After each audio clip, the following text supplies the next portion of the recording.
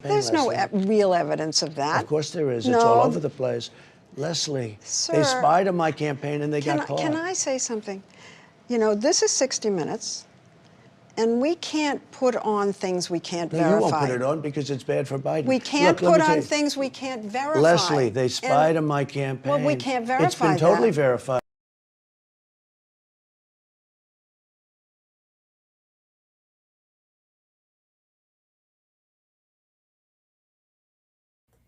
Alarmingly, some of the internet traffic mined in the early 2017 was generated by the executive office of the president, the White House.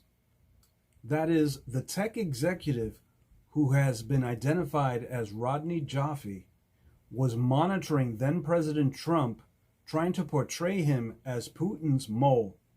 Rodney Jaffe is the person referred to as Tech Executive 1 in Sussman's indictment for allegedly lying to the FBI by withholding his connections to Hillary Clinton's losing 2016 election campaign against former President Donald Trump, according to CNN. Jaffe's LinkedIn profile says he retired in September 2021 as the Senior Vice President and Security Chief Technology Officer of Newstar Incorporated, a Reston, Virginia-based company that provides various internet-related services and products to more than 8,000 commercial and government clients around the world. In other words, he was spying on the President of the United States, intending to harm his ability to govern the country. And this should indicate or be an indicator the Democratic Party, in support of Hillary Clinton's claim that President Donald J. Trump was an illegitimate president, should raise a variety of red flags, because the Ukraine hoax and the Russian hoax began with her.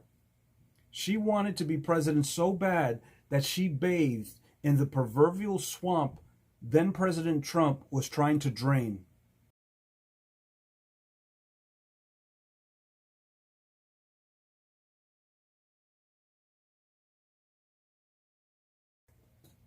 First, he fabricated the claim that President of the Russian-American Chamber of Commerce informed him that during the 2016 presidential campaign, Trump was involved in a well-developed conspiracy of cooperation with the regime of Russian President Vladimir Putin.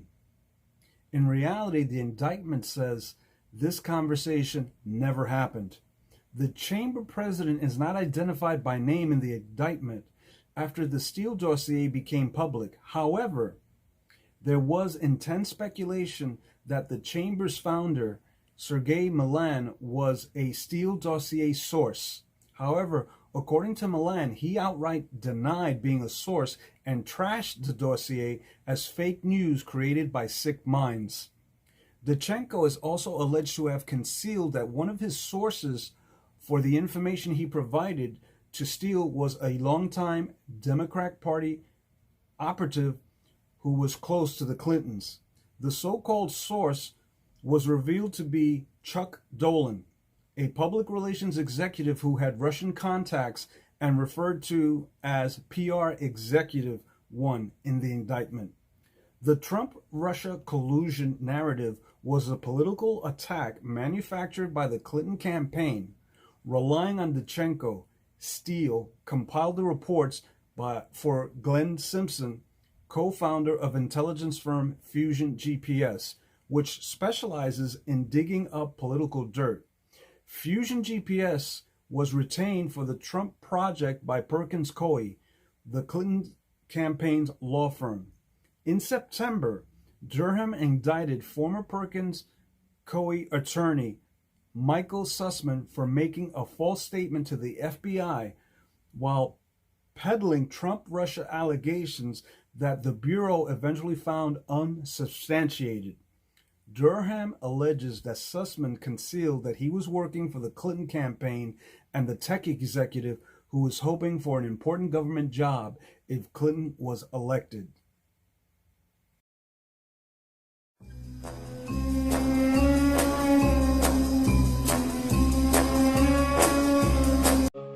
So you stand by the dossier? I stand by the work we did, the sources that we had, and the professionalism which we applied to it. It's a massive conspiracy.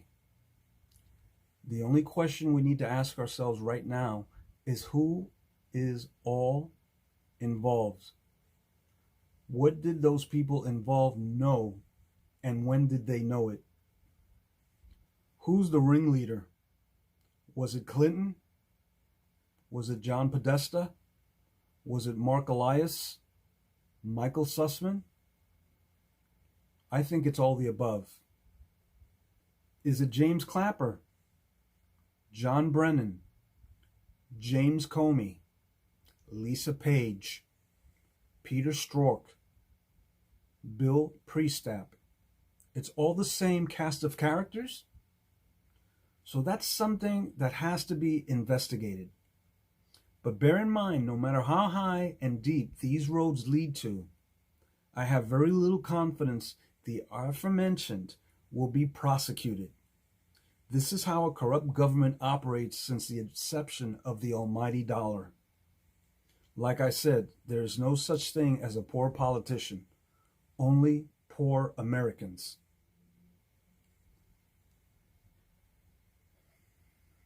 Wake up, America. Wake up. Christopher Steele is free to believe whatever he wants. But if Christopher Steele wants other people to believe that he's believable, he needs to show us what evidence he has.